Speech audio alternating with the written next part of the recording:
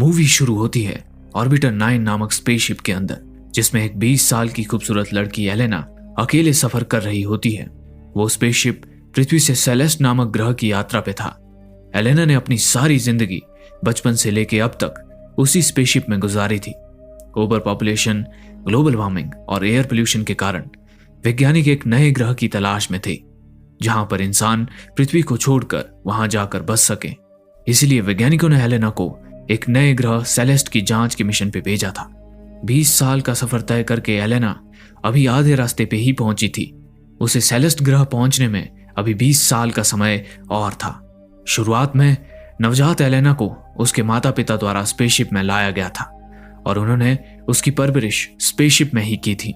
लेकिन 3 साल पहले स्पेसशिप में खराबी आने के कारण स्पेसशिप में ऑक्सीजन की मात्रा काफी कम रह गई थी।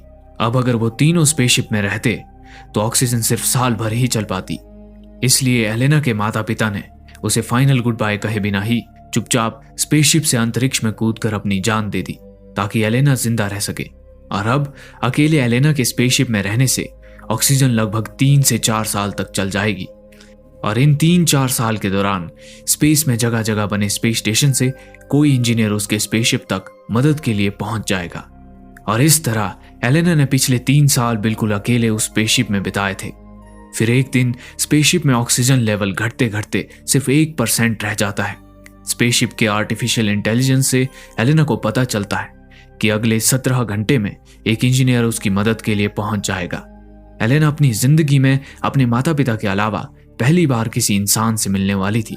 कुछ घंटे बाद स्पेसशिप में अचानक इमरजेंसी अलार्म बजने लगता है और स्पेसशिप तेजी से हिलने लगता है। वो भागकर स्पेसशिप के कंट्रोल रूम में जाती है और पाती है कि एक स्पेस कैप्सूल उसके स्पेसशिप से अटैच हो रहा था।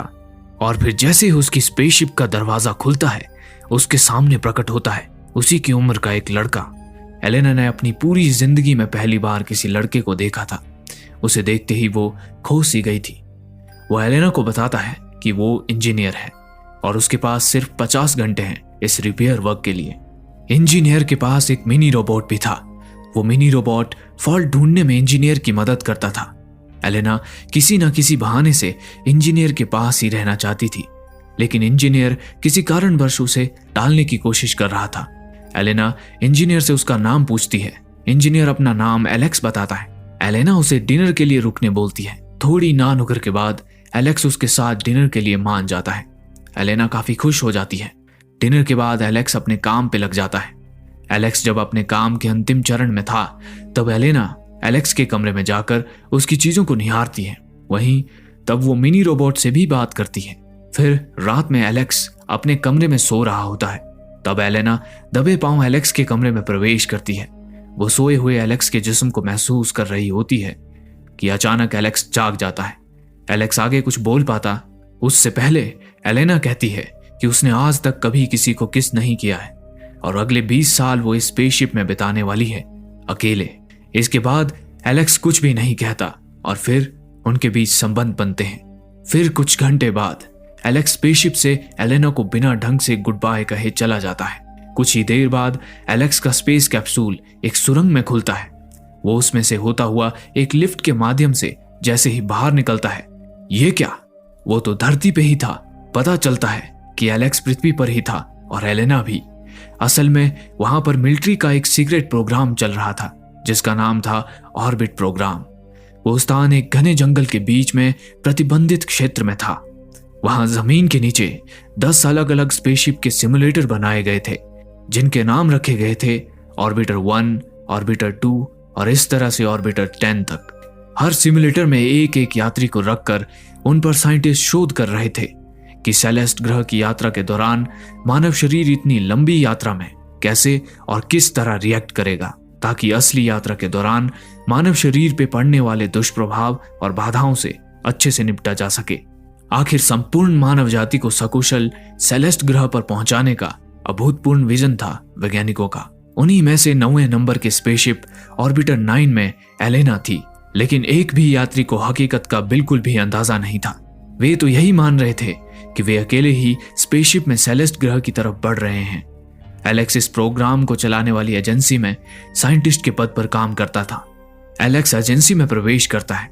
वहां ऑर्बिट प्रोग्राम का चीफ साइंटिस्ट एलेक्स को बताता है कि उनका स्पेस प्रोग्राम बहुत तेजी से प्रगति कर रहा है और ऐसा ही चलता रहा तो अगले 20 से 30 साल में पहला स्पेसशिप हकीकत में सेलेस्ट ग्रह की तरफ उड़ान भरेगा। एलेक्स फाइनली जब उस प्रतिबंधित क्षेत्र से अपने घर के लिए निकल रहा होता है तब मिलिट्री चेक नाके पे उसकी चेकिंग होती है।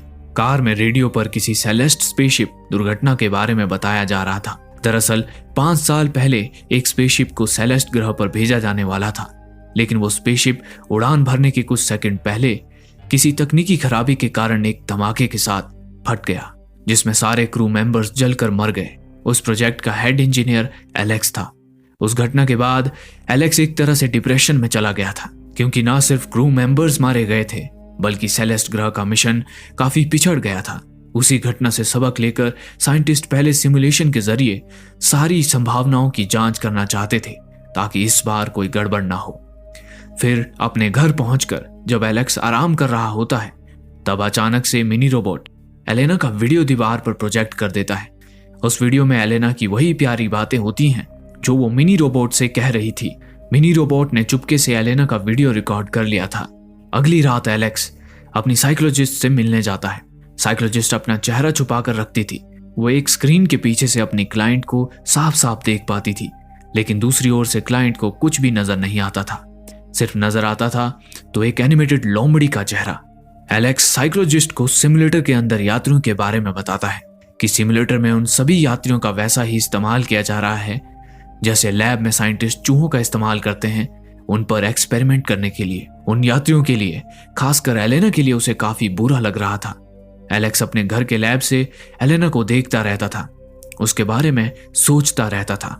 वो अपने दिमाग से एलेना को नहीं निकाल पा रहा था। और फिर एक दिन एलेक्स के सब्र का बांध टूट पड़ता है और वो निकल पड़ता है प्रतिबंधित मिलिट्री क्षेत्र में स्थित ऑर्बिटर 9 की ओर। उधर एलेना अपने स्पेसशिप में मायूस पड़ी थी। अचानक उसका स्पेसशिप हिलने लगता है और अलार्म बजने लगता है। वो कंट्रोल पैनल में देखती है कि स्पेस कैप्सूल उसके स्पेसशिप से अटैच हो रहा है। उसे कुछ समझ नहीं आ रहा था क्योंकि उसने कोई सर्विस रिक्वेस्ट तो भेजी ही नहीं थी। फिर वो अचानक से स्पेस कैप्सूल से एलेक्स को निकलता देख सन्न रह जाती है। वो गौर करती है कि एलेक्स बिना स्पेस सूट के आया हुआ है। एलेक्स उसे बताता है कि ये कोई स्पेसशिप नहीं है, ये मात्र एक सिमुलेटर है। दरवाजे के उस पार पृथ्वी ही है। वो एलेना से कहता है कि उन्हें इसी वक्त वहां से निकलना होगा। एलेना को कुछ समझ नहीं आ रहा होता और वो घबराते हुए एलेक्स को वापस अपने स्पेस कैप्सूल में लौट जाने को बोलती है। इतना सुनते ही एलेक्स वहां लगे एक कैमरे को निकाल देता है। वो बताता है कि बचपन से लेकर अब तक उसकी रिकॉर्डिंग की जा रही थी।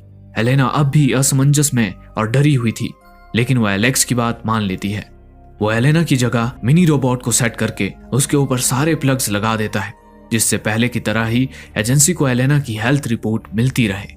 फाइनली वो एलेना को अपने साथ लेके वहां से निकल जाता है। एलेक्स उसका हाथ थामे उसे बाहर की ओर ले जा रहा था। एलेना काफी घबराई हुई थी। बाहर निकलते ही एलेना को अचानक बहुत ज्यादा तेज रोशनी का एहसास होता है। उसके दिल की धड़कन काफी तेज हो गई थी। वो अपनी पूरी जिंदगी में कभी सूरज की रोशनी में नहीं आई थी। एलेक्स उसे अपने ट्रक के पीछे रखे एक बड़े बॉक्स में छुपा देता है और फिर उस बॉक्स को अपने स्पेस सूट से ढक देता है। मिलिट्री चेक नाके पे पहुंचने पर एक फौजी रेडिएशन डिटेक्टर से उसके ट्रक को स्कैन करने लगता है। वो जैसे ही ट्रक के पिछले हिस्से की तरफ बढ़ता है, डिटेक्टर के बीप की आवाज तेज हो जाती है। एलेक्स की जान सूख के उसके कंठ में आ गई थी। वो ट्रक भगाने की तैयारी में ही था कि तभी वो फौजी बताता है कि एलेक्स ने अपना स्पेस सूट बाहर ही छोड़ रखा है, इसलिए स्कैनर रेडिएशन पकड़ रहा है। फिर वो ट्रक का बॉक्स बिना चेक किए ही ट्रक को आगे जाने का सिग्नल दे देता है और एलेक्स तुरंत ही वहां से निकल लेता है। फिर वो एलेना को एक टीले पे ले जाकर बाहर निकालता है। वो एलेना को पूरे सिमुलेटर प्रोग्राम के बारे में बताता है। ये प्रोग्राम एलेना के जन्म से पहले से चल रहा है। वो ये भी बताता है कि ऑक्सीजन सप्लाई का फॉल्ट तो महज एक बहाना था। दरअसल वो तो स्पेसशिप में आर्टिफिशियल इंटेलिजेंस की तकनीकी जांच के लिए आया था। सब कुछ जानने के बाद एलेना अपने माँ बाप से मिलने की इच्छा जाहिर करती है। एलेक्स कहता है कि किसी को भी पता नहीं चलना चाहिए कि वो वहां से बाहर निकल आई है, खासकर उसके माँ बाप को जो मिलिट्री साइंटिस्ट हैं। उन्होंने अपनी आधी से ज्यादा जिंदगी इस प्रोजेक्ट को समर्पित कर दी है। उन लोगों में अपना परिवार ढूंढने की गलती वो हरगिज ना करें, सिवाय निराशा के उसे कुछ भी हासिल नहीं होगा। फिर एलेक्स उसे अपने घर ले जाता है। वहां एलेना बहुत सी सामान्य दिखने वाली चीजों को अपनी जिंदगी में पहली बार देख रही होती है। वो बारिश क्या होती है उसे पहली बार महसूस करती है। अगले दिन एलेक्स एलेना को अपने घर में छोड़ काम पे चला जाता है। काम के बाद वो अपनी साइकोलॉजिस्ट को जाकर सच बताता है कि वो एलेना को अपने साथ बाहर निकाल लाया है। जब एलेक्स वहां से निकल रहा होता है तो साइकोलॉजिस्ट एलेक्स के सामने आ जाती है। वो उसे अपना पर्सनल फोन नंबर देती है ताकि अगर उसे कभी किसी मदद की जरूरत पड़े तो वो उसे कांटेक्ट कर सके। एलेक्स एलेना को अपने घर में बने लैब से दूसरे सिमुलेटर्स के लाइव वीडियोस दिखाता है। वो बताता है कि सिमुलेटर में कैमरे बेडरूम और बाथरूम में नहीं लगे हैं, सिर्फ कॉरिडोर और एंट्रेंस पे लगे हैं। एलेना पूछती है कि अगर एजेंसी ये देखेगी कि एलेना स्पेसशिप पर नहीं है, फिर एलेक्स बताता है कि वो उसका वीडियो वहीं घर से शूट करके उसे स्पेसशिप के वीडियो फीड के साथ मिक्स कर देगा। एलेक्स आगे उसे ये भी बताता है कि सिमुलेटर का दरवाजा किसी भी यात्री के लिए तभी खुलता है जब उसकी मौत हो जाती है। एक बार जो यात्री सिमुलेटर के अंदर गया, उसकी यात्रा को किसी न किसी बहाने से बढ़ाते रहते हैं जब तक कि वो नेचुरली मर न जाए। यानी सिमुलेटर से मुक्ति मौत के बाद ही संभव है। ये ऑर्बिट प्रोग्राम ऐसे ही डिजाइन किया गया था। फिर एक दिन एलेना एलेक्स को अपनी पीठ पे उभरते दाग दिखाती है। एलेक्स उसे अपने एक डॉक्टर के पास ले जाता है। डॉक्टर उसे बताता है कि एलेना की स्किन बहुत ही ज्यादा कोमल है और सूरज की किरणें उसकी स्किन को डैमेज कर रही हैं। डॉक्टर के जोर देकर पूछने पर एलेक्स उसे एलेना का सच बता देता है। डॉक्टर उसे संभल कर रहने की हिदायत देता है। एक दिन एलेक्स की गैर हाजिरी में एलेना के हाथ एक गुप्त रिपोर्ट लग जाती है। उस रिपोर्ट से उसे पता चलता है कि दरअसल वो एक क्लोन है। वो सच की तह तक जाने का ठानती है और उसी रिपोर्ट की फाइल से अपने माँ बाप का एड्रेस निकालकर एलेक्स को बिना बताए उनसे मिलने चली जाती है। वो फाइनली अपने माँ बाप से मिलती है। वे लोग उसे बताते हैं कि हाँ, एलेना एक क्लोन है, लेकिन वो किसी भी मामले में प्राकृतिक रूप से जन्मे इंसान से कम नहीं है, बल्कि कई मामलों में तो वो उनसे बेहतर है। इस बीच एलेना का पिता हथकड़ी लाकर एलेना को वहीं रेलिंग से बांध देता है। उसके बाद वो एजेंसी को फोन करने जा ही रहा होता है कि तभी पीछे से एलेना की माँ उसके सिर पे वार करके उसे बेहोश कर देती है। उधर घर पहुंचने पर एलेक्स एलेना को गायब पाता है और कमरे में बिखरी पड़ी रिपोर्ट को देख वो समझ आता है कि एलेना अपने माँ बाप से मिलने गई है।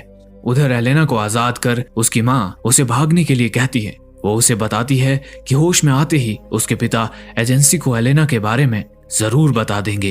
अपनी माँ से विदा लेकर एलेना वहां से भाग जाती है। होश में आते ही एलेना के पिता एजेंसी को उसके भागने की इंफॉर्मेशन पहुंचा देता है। उधर एलेना एलेक्स के घर वापस पहुंच जाती है। फिर वे दोनों घर से भाग जाते हैं। उधर चीफ साइंटिस्ट कमांडो दोस्त के साथ एलेक्स के घर की ओर निकल पड़ता है। एलेक्स और एलेना साइकोलॉजिस्ट से मदद मांगने उसके ऑफिस पहुंच जाते हैं। उन्हें ट्रैक करता चीफ साइंटिस्ट भी वहां आ धमकता है। साइकोलॉजिस्ट उन दोनों को छिपाने की कोशिश करती है, लेकिन असफल रहती है और एक कमांडो के हाथों मारी जाती है। एलेक्स और एलेना अपनी जान बचा के वहां से भागते हैं। कमांडोज और चीफ साइंटिस्ट भी उनके पीछे भागते हैं। अंततः एक जगह जाकर वे दोनों फंस जाते हैं। अब उनके पास वहां से दूसरी छत में कूदने के अलावा कोई और चारा न था। एलेना एलेक्स को पहले कूदने बोलती है। एलेक्स कूद जाता है। फिर वो एलेना को भी कूदने बोलता है, लेकिन एलेना नहीं कूदती। उसने एलेक्स को बचाने के लिए आत्मसमर्पण करने की ठान ली थी। आखिर कमांडोज एलेना को पकड़ ही लेते हैं। वो एलेक्स पे भी गोलियां चलाते हैं, लेकिन वो वहां से भाग जाता है। वहां से निकलकर एलेक्स अपने डॉक्टर दोस्त से मिलता है। डॉक्टर एलेक्स को बताता है कि एलेना की मेडिकल रिपोर्ट अच्छी नहीं है। उसकी स्किन तेजी से बीमारी की तरफ बढ़ रही है। वो सूरज की रोशनी में नहीं जी सकती। एलेक्स डॉक्टर को बताता है कि एलेना अब उसके साथ नहीं है। एजेंसी उसे पकड़कर अपने साथ ले गई है। ये सुन के डॉक्टर कहता है कि एक तरह से ये एलेना के लिए अच्छा ही हुआ, क्योंकि उसका शरीर स्पेसशिप के प्रेशराइज्ड वातावरण का आदी हो चुका है और उसके बाहर अब वो नहीं रह पाएगी। डॉक्टर आगे ये भी बताता है कि एलेना प्रेग्नेंट है। उधर एजेंसी में चीफ साइंटिस्ट एलेना को बताता है कि अब वो उनके किसी काम की नहीं है, इसीलिए एजेंसी उसे खत्म करने वाली है। तभी उसके पास एलेक्स का फोन आता है। एलेक्स उसे कहता है कि उसके पास उसके लिए एक फायदे का सौदा है, जिसमें सबसे ज्यादा फायदा चीफ साइंटिस्ट का ही है। उसके बाद एलेक्स एजेंसी की तरफ निकल पड़ता है। वहीं दूसरी तरफ एलेना को जहर का इंजेक्शन देने के लिए ले जाया जा रहा था। एलेक्स तेजी से मिलिट्री का चेक नाका तोड़ते हुए आगे बढ़ता है। सेना के जवान उस पर गोलियां चलाते हैं। एक गोली उसकी बाह पे आकर लगती है। तभी चीफ साइंटिस्ट वहां आकर सेना को एलेक्स पर गोली चलाने से रोकता है। उसके बाद वे लोग एलेक्स और एलेना को मिलवाते हैं। एक दूसरे को देख दोनों बहुत भावुक हो जाते हैं। फिर एलेक्स चीफ साइंटिस्ट से कहता है कि वो भी एलेना के साथ ही स्पेसशिप सिमुलेटर के अंदर रहना चाहता है। एलेक्स एलेना की मेडिकल रिपोर्ट चीफ साइंटिस्ट को दिखाता है। एलेना 6 हफ्ते के गर्भ से थी। उसके अंदर एक बच्ची पल रही थी। दरअसल एलेक्स और चीफ साइंटिस्ट के बीच ये तय हुआ था कि एजेंसी एलेना को नहीं मारेगी और इसके बदले में एलेना को सिमुलेटर में बच्चा डिलीवर करना होगा, जिससे कि एजेंसी उसके मेडिकल डाटा को रिकॉर्ड कर उस पर शोध कर सकेगी। क्योंकि आज तक सिमुलेटर के अंदर किसी बच्चे की डिलीवरी नहीं हुई थी, तो असल में एलेना की प्रेगनेंसी के कारण उसकी जान बची थी। बस एलेना एक शर्त रखती है कि जब उसकी बच्ची थोड़ी बड़ी हो जाएगी तब वो उस बच्ची को सिमुलेटर से आजाद कर दें। और फिर कुछ वर्षों बाद ऐसा ही होता है। एलेना की बेटी सिमुलेटर के बाहर निकलती है और फिर ये मूवी वहीं समाप्त हो जाती है।